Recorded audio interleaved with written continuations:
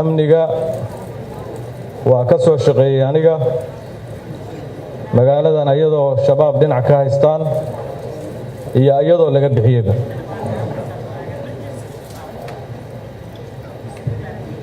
maantay muddo 6 sanadii u dambeysay oo shabaab oo afgooya jooga balcad jooga ama suuqa xoolaha jooga iyo maantay ayuu amnigu ka khatar badan yahay waqtigaas waxay gaareen geela in la canshuuro dadka in la canshuuro gaargacanlaha dhaqaalaha ugu badan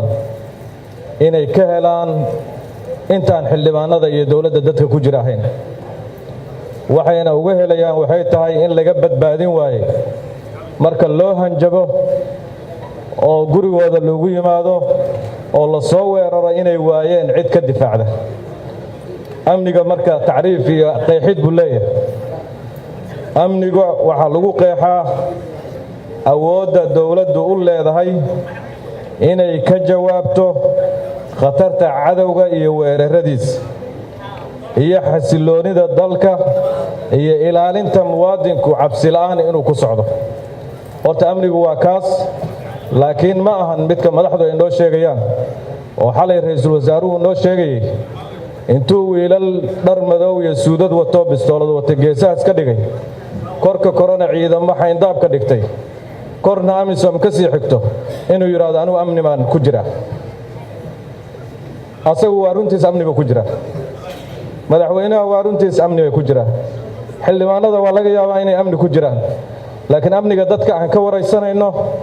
waa dadka amni darradu haysato waa dadka shacabka ee maalin walba la qarxinayo maalin walba inta kaamara la qaato duhur cadlalaynayo dadka laga waraysanayo oo aan rabno warkooda in la dhagaysto kuwaas weey ma ahan wasiir mana ahan ra'iisul wasaare mana ahan madaxweyne dadka amni darradu haysta waa kuwaas waayo raggan kale waxay ku jiraan amni bay ku jiraan amniga iyo difaaca wax la yiraahdo ayaa jira guddiyaha oo dadku ku celceliyeen dalkan kulligiis amniga ku wada shaqeeya xuduud xiran ma jirto amniga gudaha lagu wada shaqeeyaa wasiir gaashaandhig ha ahaado taliye ciidan ha ahaado taliyihii booliiska kulligood waxay ku wada mashquulsan yihiin amnigii gudaha marka xuduud noo xiran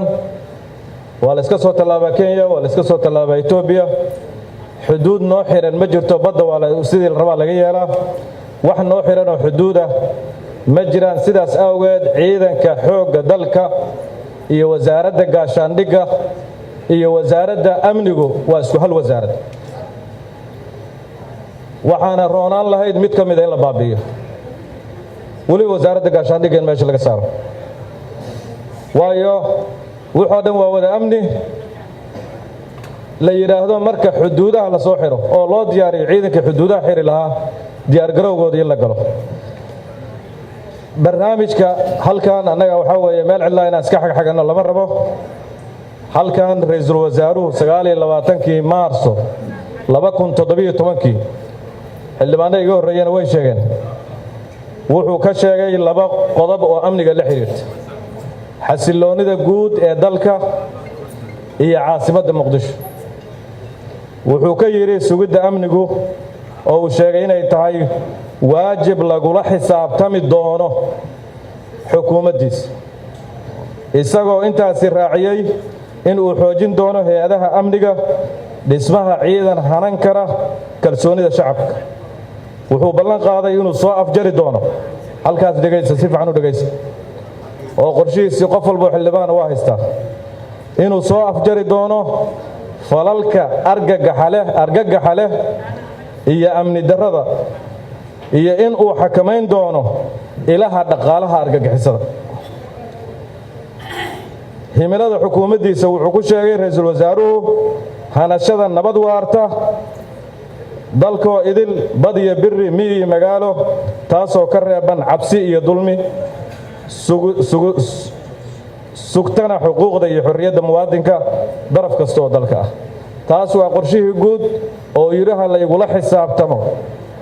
xukuumadda lagula xisaabtamo dalka u kala caasimadda muxuu ka yiri caasimadda wuxuu ka yiri ka hortagga argagaxa joogtada ah wuxuu ballan qaaday inuu bilaabayo ololaha nabdinta xamar oo halhays uga dhigay aan xasilinna xamar, inuu ka hortegi doono argagaxa joogtada ah ee ka jira caasimadda. wuxuu barnaamijkiisa ku qoray xasillooni guud ma gaari karno haddii aysan caasimaddu xasilloonayn. barnaamijka nabdinta ayuu sheegay inuu barbar socdo sugidda amniga oo lala kaashanayo khubarada iyo xeelleeryaalka. yacni labadaas qorshe annagu xildhibaanaan nahay inaan iswacdinno maahan, markii wacdi yani mawduucu meel yaallana meel kale in lala aada maahan. ra-iisul wasaaruhu isagaa noo soo bandhigoo yidhi igula xisaabtamaan iyo xukuumaddayda inaan dalkana nabdeeyo caasimaddana xasiliyo. madaxweynuhu muxuu yidhi halkan 5 Febraayo 2017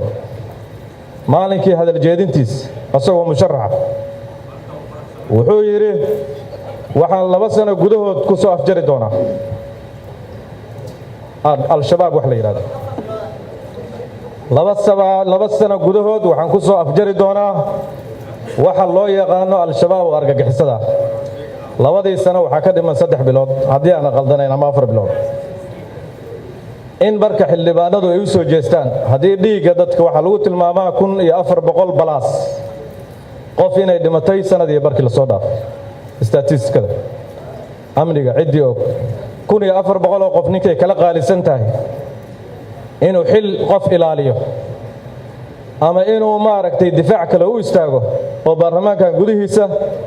isagaa mas-uuliyaddaas ilaahay kula xisaabtamaya. laakiin dhiigga dadku qaali buu agteenna ka yahay. in qof kastayna ku imaan doontaa xildhibaanno walaalaheena ayayna ku timid hadda dhow. marka inaan wax kale iyo meel kale lala aadin oo aan la dhihin haddii la yidhaahdo war amnigeenna aan ka warranno war dalkii xaaladdaasuu ku sugan yahay inaan meel kale lala aadin waa rajaynaya. mudana guddoomiye ka xubin ahaan guddiga difaaca xogta aan hayno ciidamada dalka iyo amisoomba waxay soo firaaqeeyeen in ka badan 30 goobood oo argixisadu ay joogto oo ay ciidanku haysteen oo hadda ay ka taliso argaxiso ay ka mid yihiin degmooyin waaweyn. waa ciidamada amisom iyo ciidamada dalka labaduba. waxaa dhintay dadkaan sheegaynay 1400 oo qof intaan meeshaan iska fadhinay oo aan ku soo laalaabanaynay oo baabuurta bullet proofka iyo mushaarkaan iska qaadanaynay. ma haysatiin miya waa laydin gadaya. waxaa dhacay isbeddello hay-adaha amniga 4 wasiir gaashaandhig 2 wasiir amni 4 taliye xoog 3 taliye booliis 3 taliye nabad sugid 3 taliye isluub iyo isbeddello ilaa heer unug ciidan huseeya oo ciidankii u ekaaday awr buubay oo kale oo maalinba kii dega aan la xasuusanayn kii hadda la magacaabo laga xiisa dhacaya isla markiiba taliye cusub la iska keenaya 4 biloodba qof cusub.